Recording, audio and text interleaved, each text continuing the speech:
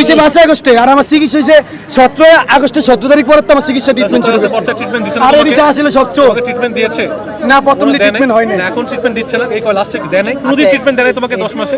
বাবা যে ট্রিটমেন্ট দিছে সেই ট্রিটমেন্টটা আমার কিছু হতেছে, আমার একটা ড্যামেজ আরেকটা ড্যামেজ হয়ে যাচ্ছে। কি ট্রিটমেন্ট দিছে এইবার তো শেষ হয়েছে, জীবন মরণ হতে গেছে, ইনাদেরকে বলার দরকার নাই। আমরা কথা বলছি যে কোনো দরকার। হ্যাঁ, তোমাদের যে ভিডিওগুলো পেয়েছি, এখন যেন কোনো লোক নাই, ভিডিওগুলো যেগুলো পেয়েছি আমরা একটু দেখি, যারা অ্যাকচুয়ালি মারামারি করেছে বা দোষী তাদেরকে আমরা নিয়ে যাচ্ছি। আমি তো বললাম এখন যদি তাকে ধরতে নাও পারি, সে তো এখানেই চাকরি করে, আমি কালকে নিয়ে যাবো, সমস্যা কি? আর আমাকে শিখাও, আমাকে তাই তো প্রবলেম। তোমাদের মধ্যে এখানে সবার কোনো মিল নাই। একজন এসে আমাকে বলছে স্যার ওকে হ্যান্ডকাপ পরাচ্ছে না কেন? আমি কাকে হ্যান্ডকাপ পরাবো না পরাবো তোমার যদি আমাকে বলে দিতে হয় তাহলে তো হলো না। আমি বলতেছি ভাই তুমি আমাকে কাজটা দিয়েছো, লেট মি ডু ফার্স্ট। আমি যদি না পারি তারপর তুমি চিলাচিলি করো, তুমি তো সময় দিচ্ছ না। আমি তোমাকে সামলাতে গিয়ে আমার কোনো সময় পাচ্ছি না, আমি বাকি লোক সামলাবো কিভাবে? তোমরা হাসপাতালে নিয়ে গেছি, তুমি বলতেছো দেখো বাইরে একজন চিল্লাচ্ছে, তোমাকে আমি বুঝায় পাঠাবো, ওইখান থেকে আরেকজন চিল্লাবে, তাহলে কাজ হবে? সবাইকে আগে এক হইতে হবে, তোমরা আগে এক হও। পাগল হয়ে গেছি আমরা, কি করব? আমরা খালি জায়গায় জায়গায় কামড় দিব, পাগল হয়ে যাওয়া তো সমাধান না। অনেক চিল্লাপাল্লা করছো না, এখন ক্ষান্ত হও, এখন ক্ষান্ত হও। এখন আমরা কথা বলবো কাদের কিভাবে করতে হবে এটা আমরা দেখছি। আমি তোমাকে শোনো, আমি তোমাকে ফাইনাল ডিসিশন আমি ভাই জান্নাত ভাই ডকুমেন্টস আছে, ওই এনজিওর কে সামনে আপনারা আর কোনো ডক্টরকে পাঠাবেন না, আর কেউ যেন না বেরোয়, বের হলে ওদের মাথা খারাপ হচ্ছে। ডকুমেন্ট রাখে, ডকুমেন্ট দাও, আমরা দেখতেছি। হ্যাঁ, আর কাউকে বের করেন না, আপনারা ওনাদেরকে বলে দেন আর কেউ না বেরো, থাকুক, তারপরে ওনাদের সাথে একটা জায়গায় বসে একটা ইয়ে করার পরে তারপরে বেরোক, তাহলে ওদের মাথা আর অতটা খারাপ হবে না। কারণ ওরা উত্তেজিত হয়েছে, ওদের কথাই শোনে না। সবাইকে পাঠাও, সবাই দাও। এই এদিক যান, সবাই যেতে যান।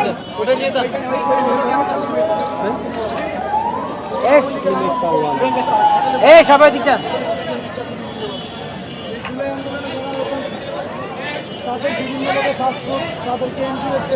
মানে আমাদেরকে যেমন বিদেশে ট্রিটমেন্ট দেওয়ার জন্য কিছু এনজিও বিভিন্ন হাসপাতালে ডাক্তারদের কাছে প্রস্তাবনা রাখছিল যে যদি গভর্নমেন্ট থেকে ট্রিটমেন্ট দেওয়া হয় বা বিদেশে না নেওয়া হয়, তাহলে আমরা বিভিন্ন এনজিওতে এনজিওর মাধ্যমে বিদেশে নিব। আমাদের পাসপোর্ট তারা কালেকশন করে, এই পাসপোর্টগুলো 3 মাস 4 মাস তারা আমাদেরকে মানে যে কোনো একটা ওয়ে তারা আমাদেরকে দেখাতে হবে, তারা আমাদেরকে কোনো ওয়ে দেখে না। তাহলে আমরা কি মনে করবো এটা, যে তাদের ষড়যন্ত্রের কারণে শিকার হয়ে আমরা আজকে ট্রিটমেন্ট পাচ্ছি না।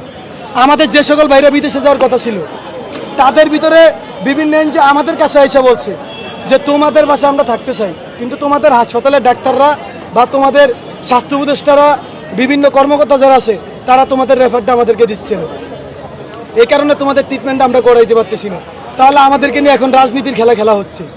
আমরা শুরু থেকে বলছি, আমরা যারা জুলাই আন্দোলনে আহত হয়েছি, আমরা কোনো রাষ্ট্রীয় সম্পদ, আমরা কোনো দলের না, একক না, আমরা এই দেশের জনগণের।